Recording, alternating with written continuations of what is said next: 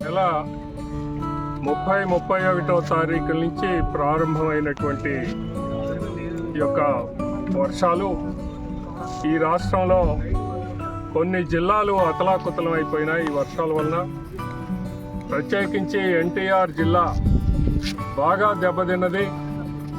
అటువైపున బుడమేరు, మధ్యలో మునేరు, ఆ చివరికి వచ్చేటప్పటికి పాలేరు. ఈ అన్ని ఏర్లు కూడా పొంగి ప్రవహించడం, మరో ప్రక్కన కృష్ణా రివరు పైనుంచి కింద వరకు శ్రీశైలం, నాగార్జున సాగరు ఆ డ్యాములు నిండినటువంటి పరిస్థితుల్లో పైనుంచి వచ్చినటువంటి వరద దాదాపు 11,70,000 క్యూసెక్ల వరకు కూడా వచ్చినటువంటి పరిస్థితుల్లో ఇక్కడ ఈ ఏర్లు పొంగటం, అటువైపున కృష్ణా మరి దారి ఇవ్వకపోవటం, ఈ కారణంగా విజయవాడ మొత్తం కూడా మునిగిపోయినటువంటి పరిస్థితిని, దాదాపు 14-15 డివిజన్లు అక్కడ మునిగిపోయినటువంటి పరిస్థితిని చూశాం. అలాగే ఈ మునేరు దీని కారణంగా ఎప్పుడూ కూడా 1,00,000 క్యూసెక్ల పైన ఎప్పుడూ రాలేదు. కానీ ఈసారి దాదాపు 2 లక్షల క్యూసెక్ల పైన మునేరులో నీరు ప్రవహించడం అనేది జరిగింది.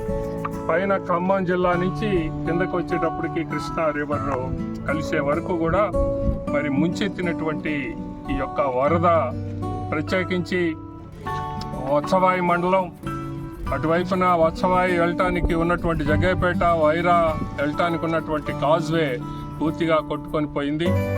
అలాగే ఆ మునేరికి అక్కడ పడినటువంటి గండి కారణంగా వత్సవాయి మండలం వేమవరం దగ్గర నుంచి పెనుగంచిప్రోలు మండలం మరి అనిగండ్లపాడు వరకు కూడా దాదాపు 6-7 కిలోమీటర్ల పర్యంతం ఒక 1/2 కిలోమీటర్ పైన వెడల్పుతోటి పొలాలు మేట వేసినాయి. ఇసుక పూర్తిగా మేట వేసినటువంటి పరిస్థితి. కొన్ని పైన సాయిల్ అంతా కూడా ఎరోడ్ అయిపోయింది. ఏ మాత్రం కూడా పనికి రానటువంటి పరిస్థితి. ఈ యొక్క ప్యాడీ, అలాగనే ఇతర పంటలు, అలాగనే మరి అరటి, ఇలాంటివన్నీ కూడా హెవీ డ్యామేజ్ అయిపోయినాయి. చాలా కొన్ని లక్షల మరి నష్టం ఈ రోజున రైతులకి సంభవించింది. అంతేకాకుండా ఒకవైపున పెనుగంచిప్రోలుకి వేమవరానికి వెళ్ళటానికి ఉన్నటువంటి రోడ్డు పూర్తిగా కొట్టుకొని పోయింది. అలాగనే ముచ్చింతాల వెళ్ళేటటువంటి రోడ్డు కూడా గండిపడి మరి పూర్తిగా తారంతా కూడా వెళ్ళిపోయి పూర్తిగా గండిపడినటువంటి పరిస్థితి ఈరోజు కనపడతా ఉంది. అపారమైనటువంటి నష్టం ఒక పక్క రైతులకి, మరొక ప్రక్క మరి ఏదైతే ఈ రోడ్లు, ఎలక్ట్రిసిటీ, ఇవన్నీ కూడా పూర్తిగా దెబ్బతిన్నాయి. దాదాపుగా నేను 40 సంవత్సరాలైంది రాజకీయాల్లోకి వచ్చి.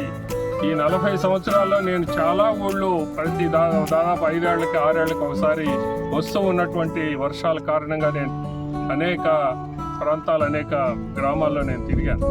కానీ ఈసారి సంభవించినటువంటి ఈ ఉత్పాతం మరి గతంలో 40 ఏళ్లలో జరగలేదు అనేది నాకు కనపడుతూ ఉన్నటువంటి వాస్తవం. ప్రభుత్వం మరి వెంటనే స్పందించి తక్షణ సహాయ సహకారాలు చేపట్టడం జరుగుతూ ఉంది. అక్కడ చంద్రబాబు నాయుడు గారు 3-4 రోజులుగా మరి అక్కడే క్యాంప్ వేసి విజయవాడలో కలెక్టరేట్లో అక్కడే ఉండి ఆయన పర్యవేక్షిస్తూ ఉన్నారు. మనందరం చూస్తూ ఉన్నాం. అలాగనే మేమందరం కూడా గ్రామాల్లో ఈ రోజున మరి సిపిఐ మరి రామకృష్ణ గారు వచ్చారు, అలాగే శంకర్ గారు వచ్చారు. అందరూ కూడా అన్ని పార్టీల వాళ్ళు ఈ రోజున ఈ యొక్క సహాయ కార్యక్రమాల్లో పాల్గొంటూ వాళ్ళకి చేతనైనటువంటి సహాయాలను చేస్తూ ఉన్నారు. అనేక మంది దాతలు వస్తూ ఉన్నారు. అలాగనే ప్రభుత్వ యంత్రాంగం మొత్తం కూడా దీని పట్ల స్పందించి ముందుకు మరి చేపడతా ఉన్న ఈ కార్యక్రమాలన్నీ కూడా. అలాగనే అన్ని పార్టీలు, ఇటు కూటమి పార్టీలు కానీ, అలాగనే ఇతర పార్టీలు కానీ అందరూ కూడా దీనిలో పాల్గొని చేస్తూ ఉన్నటువంటిది. ఇది ఒక మహాయజ్ఞంలాగా జరిగిపోతూ ఉన్నది.